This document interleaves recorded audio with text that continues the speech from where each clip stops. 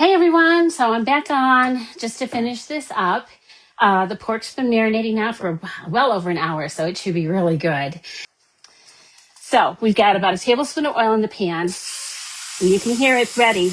How do you know it's ready? Because it applauds, it claps for you. Yay! Oh my word, it smells so good. Now, if you watched the other live, you heard me talk about not overcooking your pork. So I'm going to watch this really carefully because these are cut about a quarter of an inch thin, maybe a little thinner, and we don't want it to get overdone. Now, the nice thing is this is pork tenderloin, so it does tend to be a little easier if it does get a little overdone. So cook undisturbed for 3 to 5 minutes or until caramelized. See, I didn't read the directions and I was touching it too soon. It's sort of like cooking chicken. You don't want to keep moving it around because what happens then is it doesn't cook evenly and some is overcooked, some is undercooked, and you don't get that caramelization. We want to leave it undisturbed 3 to 5 minutes, which feels like forever, but we want that so that it gets that really great crispy edge on the pork. So it says to use a slotted spoon to put the slaw on the bread. I fear that's going to make it really soggy. So what I have instead, these are the spatula tongs, which are awesome for all kinds of things, including I would use it on the meat, but that's still raw. But I thought this will be really good for grabbing these vegetables and putting it on the bread, getting a lot of the liquid off. They don't have to be totally dry, but you don't want the bread to get soggy either. So I'm actually going to just let those sit there. Look at that. That was like totally unplanned clever right there. And these are looking like they're close to being ready to turn.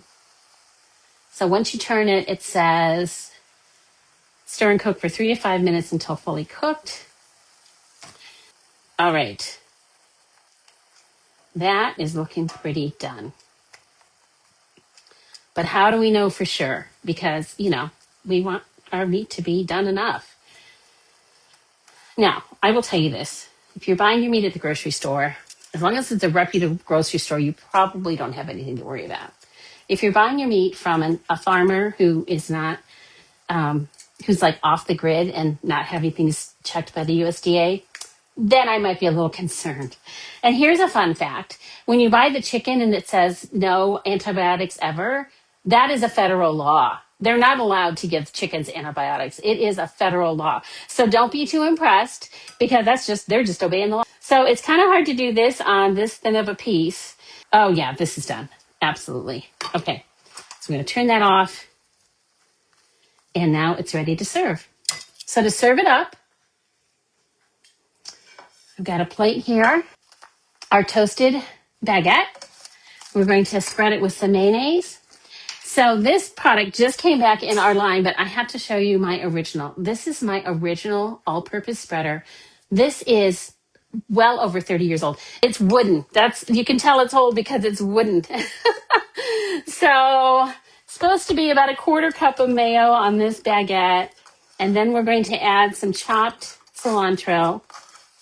This is actually meant to be 2 servings. We want some chopped cilantro. All right, so we've got some cilantro on there.